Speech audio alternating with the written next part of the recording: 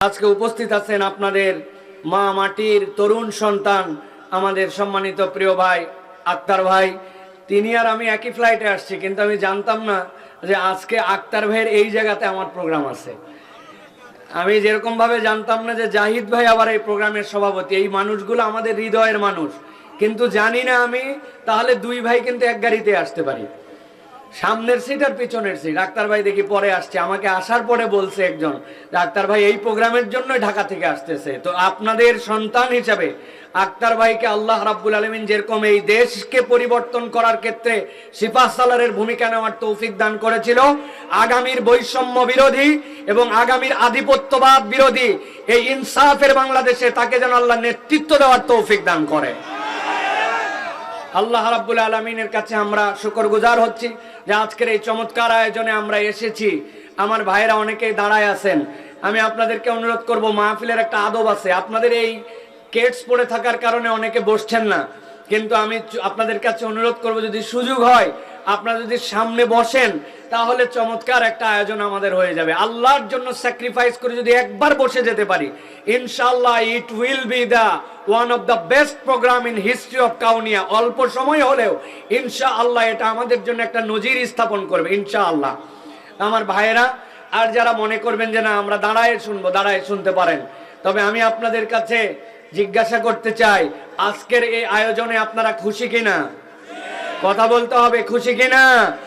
প্রিয় ভাইরা, কোরআনুল কারীমের সাথে সম্পৃক্ত হলে, কোরআনের সাথে আমরা যদি আমাদের দিলকে লাগাই, আমরা বুঝি না কিন্তু আল্লাহ রাব্বুল আলামিন আমাদেরকে উপকার দান করেন, ঠিক কিনা? তিনটা প্রশ্ন জিজ্ঞাসা করব, বুঝে থাকলে আওয়াজ দিয়ে উত্তর দিতে হবে, ডানে বামে দাঁড়ায় বসে সকলকে। বলেন তো, কোরআনুল কারীম শুনলে আমাদের জন্য, কোরআনের সাথে সম্পৃক্ত হলে, কোরআনকে ভালোবাসলে আমাদের জন্য লাভ আছে না নাই? যদি ভরা পেটে থাকেন, খাওয়া দাওয়া করে থাকেন, তাহলে কাউনিয়ার মানুষ উত্তর দেন, আছে না নাই? এবার বলেন দুই নম্বর জিজ্ঞাসা, যেই লাভ আছে বলছেন এটা কম না বেশি?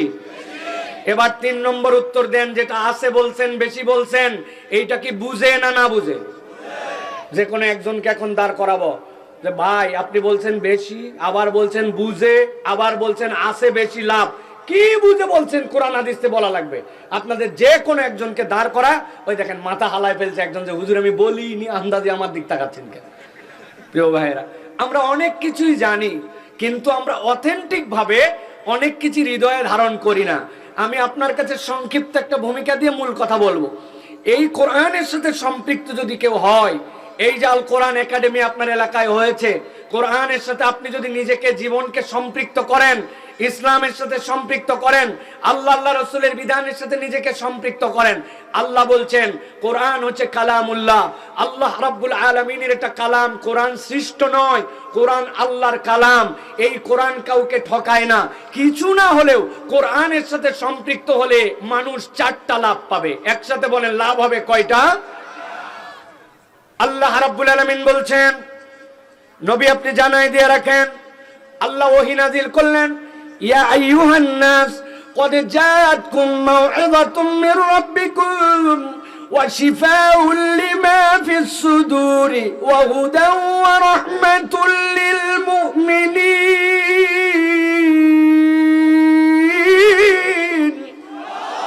আল্লাহ বলছেন, দুনিয়ার মানুষ, কিয়ামত পর্যন্ত জেনে রাখো, এই কোরআন আমি আল্লাহ তোমাদের জন্য দিলাম। এই কোরআন এক নম্বর কি উপকার দিবে জানো নাকি? ক্বাদ জাআতকুম মাউইযাতুম মির রাব্বিকুম, আল্লাহর পক্ষ থেকে এই কোরআনটা তোমাদের জন্য মাউইযা। মাউইযা মানে উপদেশ, মাউইযা মানে আল্লাহর পক্ষ থেকে ওয়াজ। আমি বুঝানোর জন্য মাঝে মাঝে বলি, এই মাউইযা মানে হচ্ছে আল্লাহর পক্ষ থেকে আপনার আমার জন্য প্রেসক্রিপশন।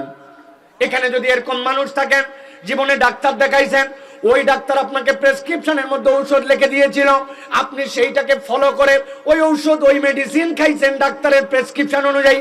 এরকম কোন রোগী এখানে আছেন? আছেন, মাশাআল্লাহ। কিন্তু আপনি খেয়াল করেন নাই একটা প্রেসক্রিপশন কেমনে ডাক্তার লেখে। একটা প্রেসক্রিপশনের খেয়াল করে দেখেন, আমার দিকে তাকান, তিনটা পার্ট থাকে। হয়তো বামের দিকে এরকম করে একটা দাগ বা একটা ভাঁজ থাকে, উপরের দিকে এরকম দাগ অথবা একটা ভাঁজ থাকে। গভীর মনোযোগে ঠান্ডা মাথায় চিন্তা করে দেখেন, উপরে ডাক্তারের নাম বাংলা ইংরেজিতে লেখা থাকে, এরপরে ডাক্তার কোন জায়গায় বসে, কোন কোন বারে বসে, কয়টার সময় বসে লেখা থাকে, ঠিক না? তারপরে নিচ দিয়ে দেখবেন রুগীর নাম, রুগীর বয়স, রুগীর ওজন, রুগী ছেলে না মেয়ে, এটা দেওয়া থাকে। এরপরে আপনি ডাক্তারের কাছে গেছেন, কথার কথা বোঝানোর জন্য বলছি, পেটের সমস্যা নিয়ে গেছেন, অনেকদিন ধরে পেটের একটা ব্যথা। আপনি ডাক্তারের কাছে যাওয়া মাত্র আপনার নাম লিখেছে, আপনার বয়স লিখেছে, আপনার সবকিছু শোনার পরে এবার ডাক্তার বলতে শুরু করছে কতদিন ধরে পেট ব্যথা করে, কোন জায়গায় ব্যথা করে, ডানে চাপ দিলে খাওয়ার আগে না পরে। ডাক্তার আপনার কাছে এটা বলে, আর বাম পাশে ছোট্ট ছোট্ট করে কি কি জানি লিখে রাখে। এরপরে ডাক্তার জিজ্ঞাসা করছে আপনার কি ডায়াবেটিস আছে নাকি, যদি থাকে অথবা না থাকে। আপনি বলছেন বাম পাশে লেগেছে। এবার ডাক্তার বলছে হাতটা সোজা করেন।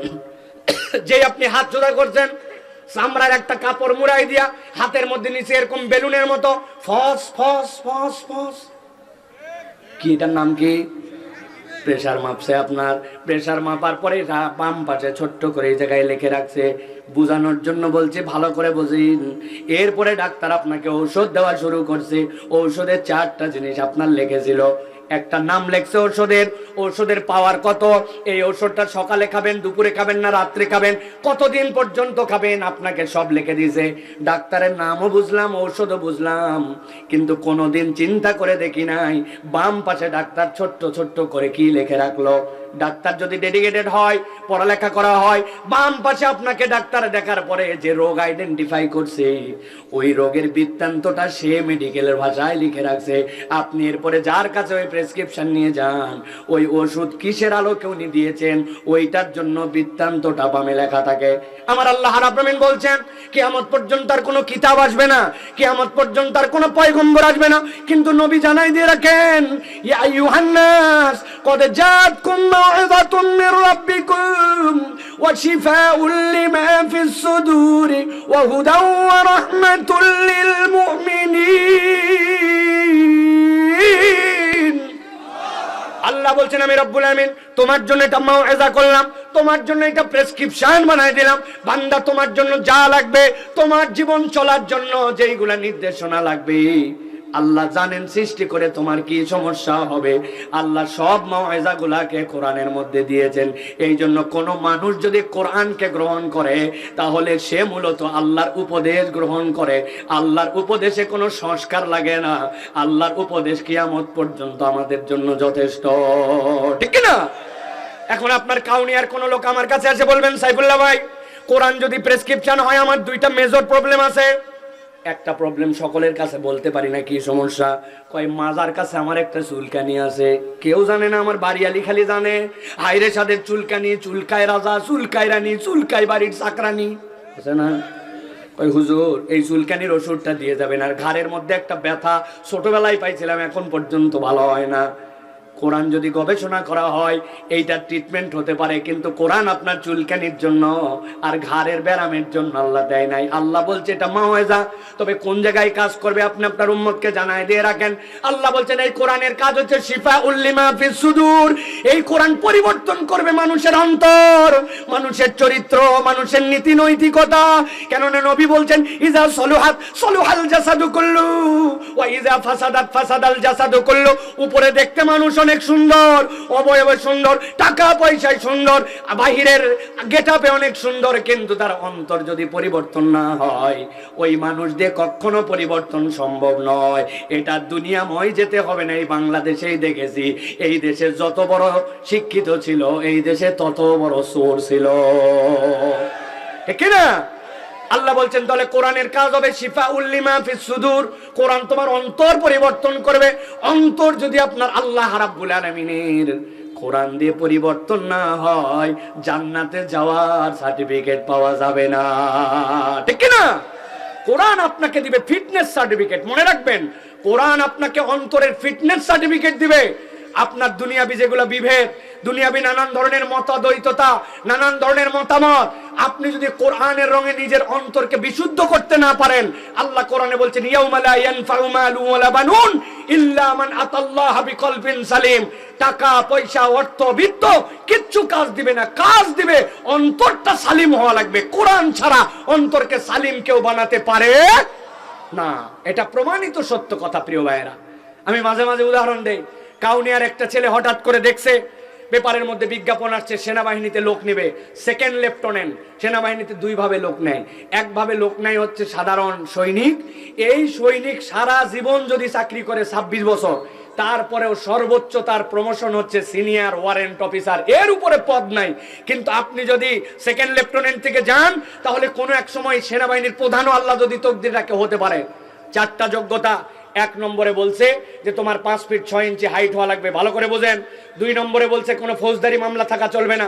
3 নম্বরে বলছে ওই ব্যাটার জন্য 2টাতে এসএসসি এইচএসসি তে সেকেন্ড ডিভিশন থাকা লাগবে। 4 নম্বর শারীরিক ফিট, ওই ছেলে 6 ফিট লম্বা, 2টাতে গোল্ডেন এ প্লাস।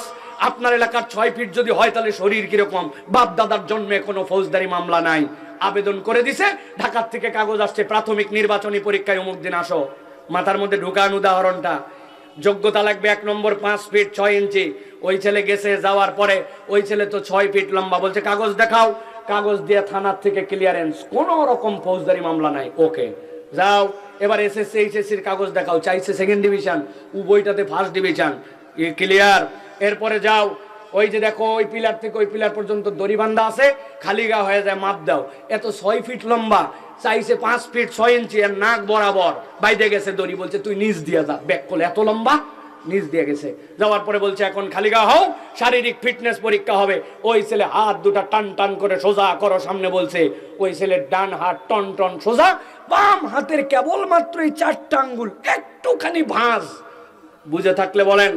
ওই ট্রেনার বলছে এই তোর বাম হাত সোজা কর, সোজা করতে বলছে। বলছে স্যার সবই সোজা, আমার খালি জন্মের থেকে আমার এই 4টা আঙ্গুলের মাথা একটু বাঁকা, এটা সোজা হয় না।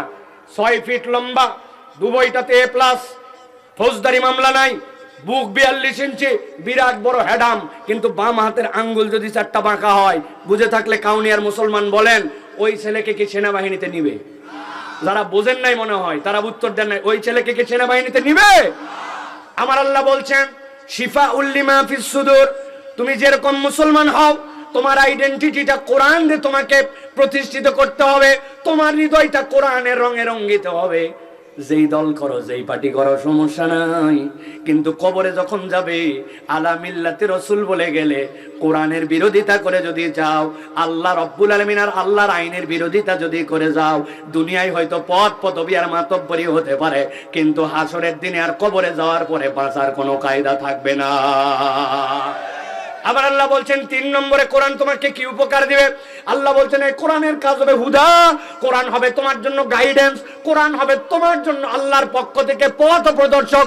আমি বুঝানোর জন্য মাঝে মাঝে বলি, আপনি রংপুর থেকে কাউনিয়ার যে রোড, এই রোডের মধ্যে যখন চলেন, রাত্রেবেলা দেখবেন এমন কতগুলা সাইনবোর্ড আছে 3 কোনা কোনা। আপনার গাড়ির হেডলাইট যখন পড়ছে, আপনাকে বলছে সামনে বাজার, ধীরে চলুন, সামনে স্পিড ব্রেকার আছে, আস্তে চলুন, সামনে ডানে মোড় বামে মোড় চিহ্ন দেওয়া আছে। হেডলাইটের আলো পড়া মাত্র জল জল করে জ্বলে ওঠে। জিজ্ঞাসা করি ওইটার মধ্যে কি লাইট লাগানো আছে? ওইটার মধ্যে কি চার্জ দেয়? না, কিন্তু এটা একটা রিফ্লেক্টর স্টিকার। আপনি যদি আপনার হেডলাইটের আলোটা পড়ে, সেটা জল জল করে আপনাকে জানায় দেয় আপনার পথ নির্দেশনা। কোনো ব্যক্তি যদি কোরআনকে মাওয়াইজা বানায়, কোনো ব্যক্তি যদি কোরআন দিয়ে হৃদয়কে পরিবর্তন করে, আল্লাহ বলছেন আল্লাহ তার অন্তরের মধ্যে এরকম একটা ফোকাস ঢুকায় দিবেন, ওকে হেদায়েত করে জান্নাতে নামানোর আগ পর্যন্ত কোরআন তার থেকে বিচ্যুত হবে না। সর্বশেষ আল্লাহ বলছেন ও রাহমাতুল লিল মুমিনিন, এই কোরআন হচ্ছে মুমিনদের জন্য রহমত। মুফাসসিররা এটার ব্যাখ্যা করেছেন কোরআন কেমন রহমত। সাহেবুল কোরআন যে হবে, কোরআন ওয়ালা যে হবে, প্রত্যেকেই তো দুনিয়ার হাফেজ হবে না। কেউ হয়তো ইন্না আতাইনা এইটুকু কেবল জানে, ওইটার সাহেবুল কোরআন। কেউ হয়তো সূরা ফাতিহা জানে, ওইটার সাহেবুল কোরআন। কেউ হয়তো আলাম তারা থেকে সূরা নাস জানে, 10টা সূরার জন্য সাহেবুল কোরআন। আল্লাহর নবী বলছেন আল্লাহ রাব্বুল আলামিন কিয়ামতের দিনে এই কোরআন কেমন পাওয়ার দিবেন। কোরআনকে বলবেন তোর সাথী যে, তার হয়ে আমার কাছে ঝগড়া কর, আমার সাথে বিতর্ক কর, তাকে জান্নাতে নেওয়ার জন্য আল্লাহ তাকে এটা পরামর্শ দিবেন। কারণ কি? মুফাসসিররা ব্যাখ্যা করছেন কোরআন মাখলুক নয়, কোরআন সৃষ্টি নয়, দুনিয়ার সবকিছু আল্লাহর সৃষ্টি। ইযা আরাদা শাইআন ইয়াকুল লাহু কুন ফায়াকুন, এই হুকুমে সব হইছে, কোরআন হয় নাই। কোরআন কালামুল্লাহ, কালাম মানে আল্লাহ রাব্বুল আমিনের জাতের অংশ। আল্লাহ রাব্বুল আমিন যখন তাকে ক্ষমতা দিবেন, ওই কোরআনের পক্ষে যে যতটুকু কোরআন আছে তার পক্ষে সে আল্লাহর সাথে ঝগড়া লাগবে। আল্লাহ বেশি নাই এইটাই কে সূরা কাউসার, এটা কি তোমার বাহিরে নাকি? না। আল্লাহ রাব্বুল আমিনের সাথে এরপরে সে বিতর্ক করে ওই সাহেবুল কোরআনকে জান্নাতে নামানোর আগ পর্যন্ত কোরআন তার থেকে আলাদা হবে না। আল্লাহ বলছেন এটাই হচ্ছে রহমাতুল লিল মুমিনিন, ঈমানদারদের জন্য কোরআন হচ্ছে রহমত। সুবহানাল্লাহ। তাহলে এবার বুঝে থাকলে বলেন যে কোরআনের আয়োজনে, কোরআনের অনুষ্ঠানে, কোরআনের সাথে সম্পৃক্ত হলে আমাদের লাভ আছে না নাই? আছে না নাই? এই যে আমরা টোটাফাটা বিষয় নিয়ে বিতর্ক করি না, ইসলামের উইন্ডো অনেকগুলা। আপনার বাড়িতে একটা 3টা জানালা আছে, একটা উত্তর দিকে, একটা দক্ষিণ দিকে, একটা পূর্ব দিকে। এখন আপনি বলতেছেন আমার উত্তরের জানালা দিয়েই খালি অক্সিজেন আসে, তাহলে আপনি অক্সিজেনের সংজ্ঞা বোঝেন নাই। অক্সিজেন যৌগ অনুপাতে যেইটা, ওইটা অক্সিজেনই। যদি অক্সিজেন বলেন তাহলে তার যা যৌগ ওইটা অক্সিজেন। আমি এটা অনেক জায়গায় বলি, আমরা টোটাফাটা অনেক বিষয় নিয়ে মতদ্বৈততা করি। আল্লাহ নবী থেকে প্রমাণিত আছে নবীজি রফুল ইয়াদাইন করেছেন, নবীজি রফুল ইয়াদাইন করেন নাই, সাহাবী থেকে প্রমাণিত আছে রাসূলুল্লাহ সাল্লাল্লাহু আলাইহি সাল্লাম থেকে আমিন জোরে আমিন আসতে প্রমাণিত আছে, রাসূল সাল্লাল্লাহু আলাইহি ওয়াসাল্লাম থেকে নানান ধরনের বর্ণনা আসছে। আপনি একটাকেই বানাইছেন, এটাই ঠিক, বাকিটা ভুল। অথচ আপনার 3 ধরনের জানলা, 3 দিক থেকে অক্সিজেন আসে, আপনি অস্বীকার করলেন কি? আপনি যদি কোনো একটাকে অস্বীকার করেন, নবীর হাদিসকে অস্বীকার করা হয়, এইটা আমরা বুঝি না। আমরা এর দ্বারা সমাজের মধ্যে ফিতনা ছড়াই। যার কাছে ঈমান যায় নাই তার কাছে ঈমানের দাওয়াত পৌঁছায় না, আর যার ঈমান আছে তাদের মধ্যে ছোট ছোট বিষয় নিয়ে আমরা বিভেদ করে নিজেরা নিজেদের মধ্যে ইখতিলাফ করি, ঠিক কি না? সাইদি সাহেব হুজুর একটা কথা বলতেন, আমি অনেক জায়গায় কথা বলি, চট্টগ্রামের দিকে নাকি গন্ডগোল কি নিয়ে বলছে, কেউ কেউ নামাজে বলে ওয়ালা দলিন, আর কেউ কেউ বলে ওয়ালা জলিন।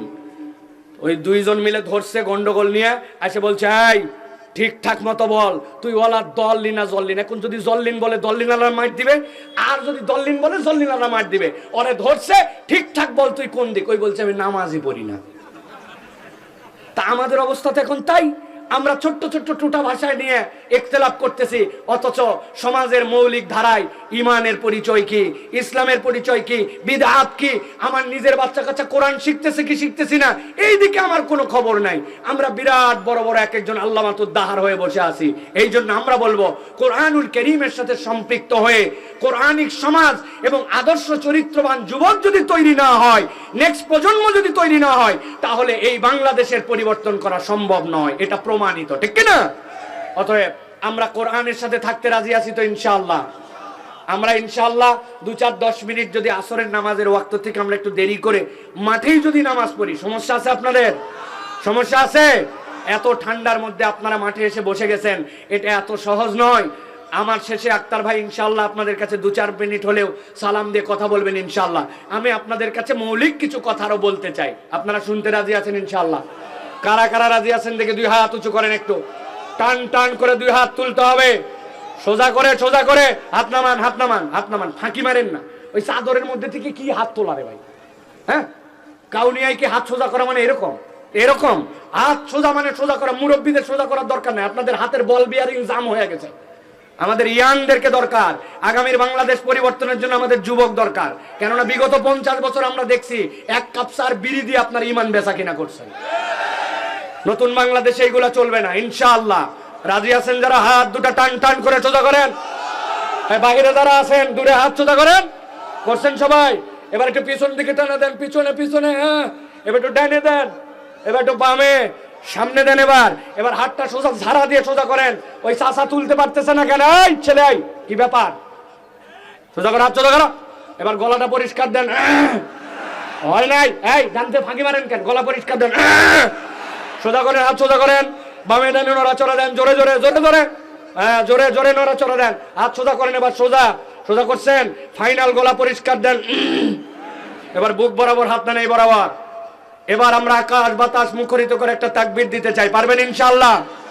আজকের তাকবীরটা আমরা যেই ছেলেরা কোরআন হিফজ করেছে তাদের জন্য ডেডিকেট করতে চাই। রেডি আছেন ইনশাআল্লাহ?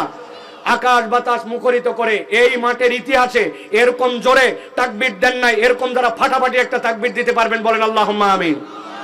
আর যারা পারবেন না তারা বলেন আল্লাহুম্মা আমিন। এই থামেন থামেন, বুক বরাবর রেডি হয়েছে? হাত রেডি আছে? আমি বলবো লিল্লাহে তাকবীর, হাত উপর দিকে ছুড়ে দিয়ে আল্লাহু আকবার। রেডি সবাই? আসতে না জোরে? এই আপনারা যারা আছেন ফাঁকি মারবেন না তো? রেডি সবাই?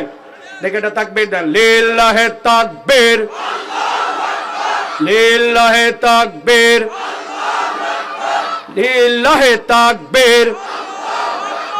আল কোরআনের আলো, আল হাদিসের আলো,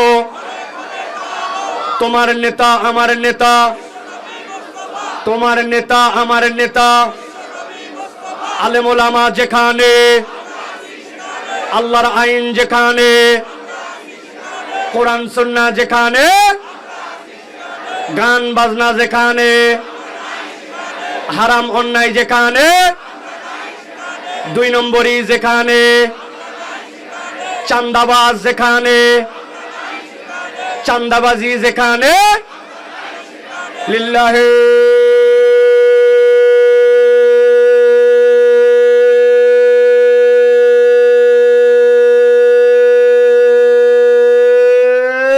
তাকবীর। মাশাআল্লাহ, শয়তান আছে হাত দেখবেন মনের মধ্যে একটা জোশ আসছে না? আমরা একটা কথাই বাংলাদেশের দ্ব্যর্থহীন কণ্ঠে জানাই দিতে চাই, সেটা হচ্ছে অনেকেই আল্লাহু আকবারের স্লোগানকে দলীয় স্লোগান, পার্টির স্লোগান মনে করে। আমরা বলতে চাই, নারায়ে তাকবীর আল্লাহু আকবারের স্লোগান কোনো দলীয় স্লোগান নয়, কোনো পার্টির স্লোগান নয়, কোনো গোষ্ঠীর স্লোগান নয়। আগামীর বাংলাদেশে আল্লাহু আকবারের পক্ষে যারা, তাদের পক্ষে আমরা, ঠিক কি না? আল্লাহু আকবারের স্লোগান তুমি যদি দিতে না পারো, তুমি আমাদের সামনে আসবে না। আল্লাহু আকবারের স্লোগান দিতে পারলে আমাদের সাথে তোমার সম্পর্ক আছে, ঠিক না? সাফ সাফ কথা, কোন দল পার্টির কথা আমরা বলি না, কিন্তু আল্লাহু আকবারের পক্ষে তোমাকে থাকতে হবে, ঠিক না? আল্লাহ আমাদেরকে যেন আল্লাহু আকবারের পক্ষে থাকার তৌফিক দান করেন।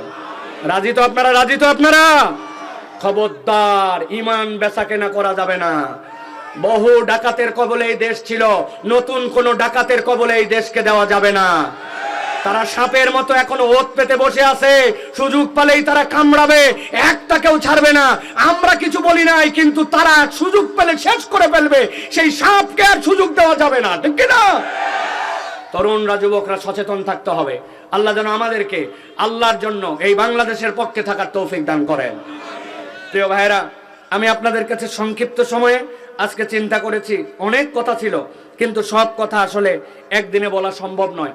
আমি আপনাদের কাছে ছোট্ট একটা বার্তা দিয়ে দিতে চাই, সেটি হচ্ছে যে আমরা এই যে যারা এখানে আসছি, আমরা যারা এখানে হাজির হয়ে গেছি, আমাদের জীবন যদি কতকগুলা গুণে গুণান্বিত করতে না পারি, তাহলে আমরা আসলে মানুষের কাতারের মধ্যে থাকতে পারবো না।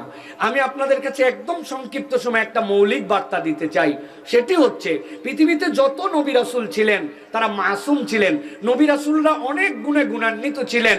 নবী রাসূলদের এক একজনের এক একটা ইউনিক বৈশিষ্ট্য ছিল, কিন্তু যত পৃথিবীর পয়গম্বর ছিলেন, প্রত্যেক পয়গম্বরের 4টা সুন্নত ছিল আর 5টা গুণ ছিল।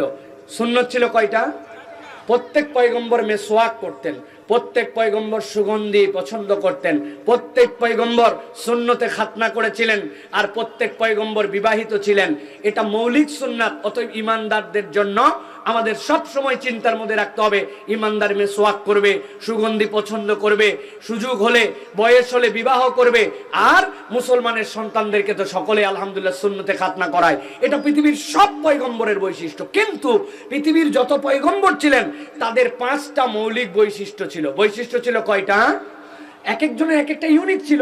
মুসা আলাইহিস সালাম আলাদা একটা বৈশিষ্ট্যের মালিক ছিলেন। হাত বগল থেকে বের করতেন, হাত দিলে আলো জ্বলতে শুরু করতো। লাঠি গেড়ে রাখতেন, ওই লাঠি প্রয়োজনে তার ছাগলদেরকে পিটায়া লাইন মতো এনে আবার লাঠি দাঁড়ায় যেত। আবার ঈসা আলাইহিস সালাম ডাক দিতেন, দাঁড়ায় যেত মৃত। হযরতে সুলাইমান আলাইহিস সালাম কথা বলতেন বাতাস থেকে সকলের সাথে। দাউদ আলাইহিস সালাম লোহার মধ্যে হাত দিলে নরম হতো, তিনি যেরকম ইচ্ছা সেরকম শেপ দিতে পারতেন।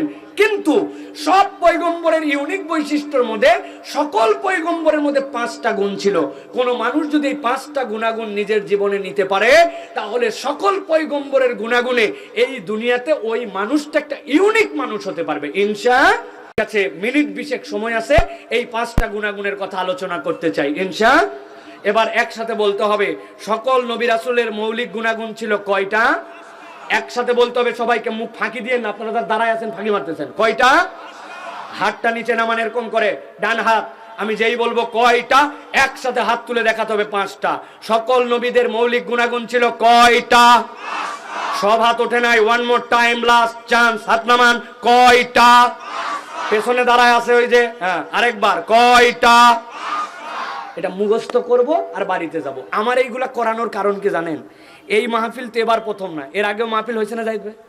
কিন্তু আমরা যদি জিজ্ঞাসা করি গতবারের মাহফিলে আলোচক যিনি আসছিলেন যতটুকুই সময় পাইছে, ভাই কি সাবজেক্টে ওয়াজ করে কি বলে গেছিল, 10 জন লোক হাত তুলে বলেন বিষয়বস্তু।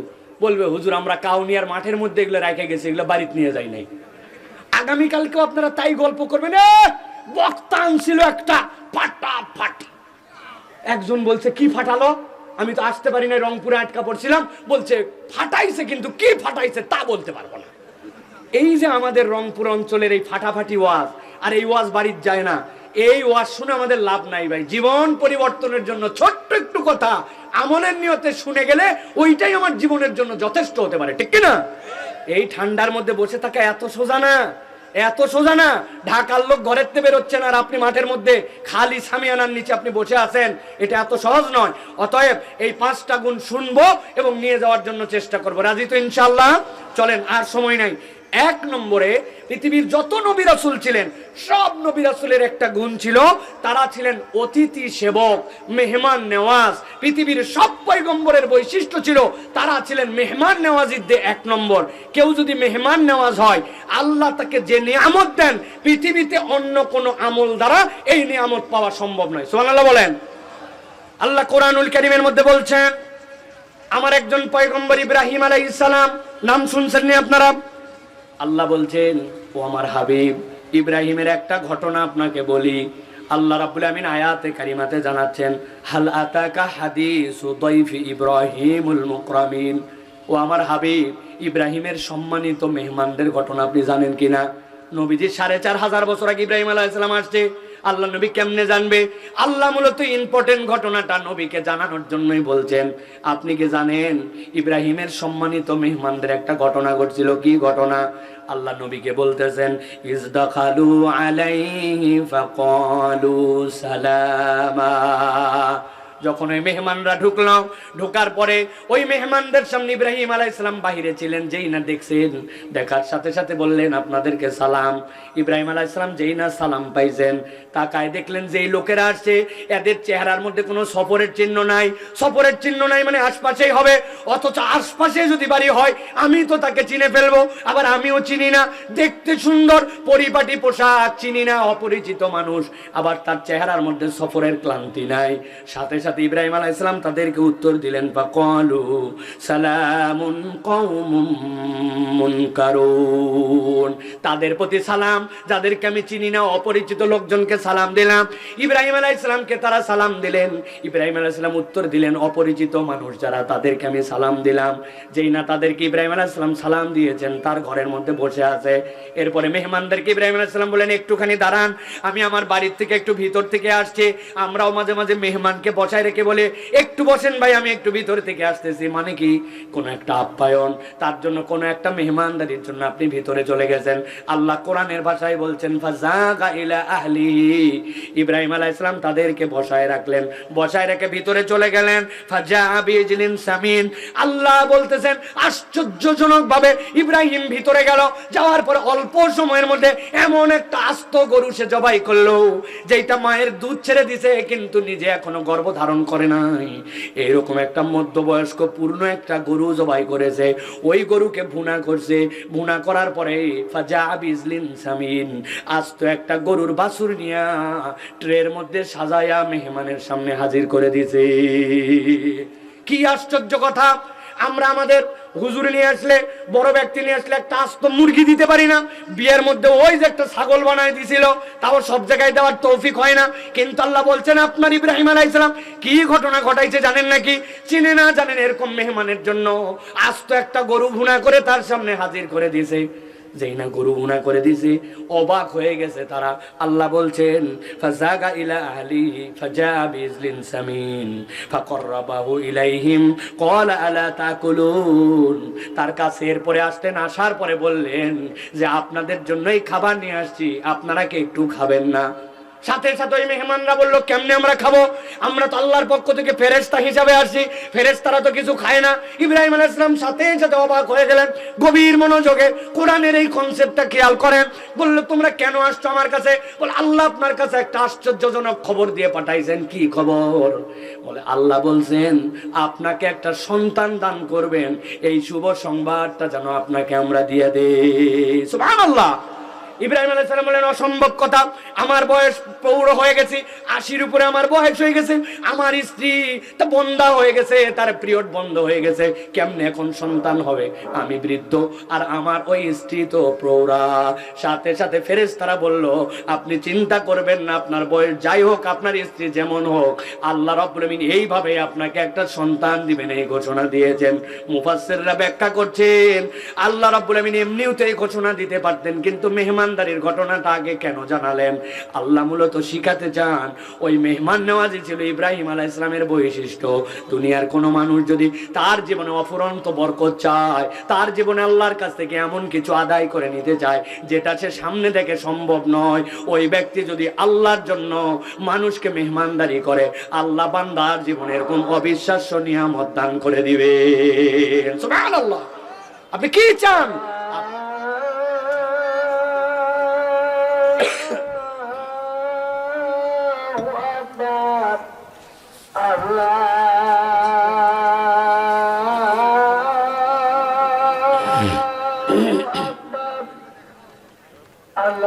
আমরা উত্তর দেই, আজানের উত্তর দেই। হ্যাঁ,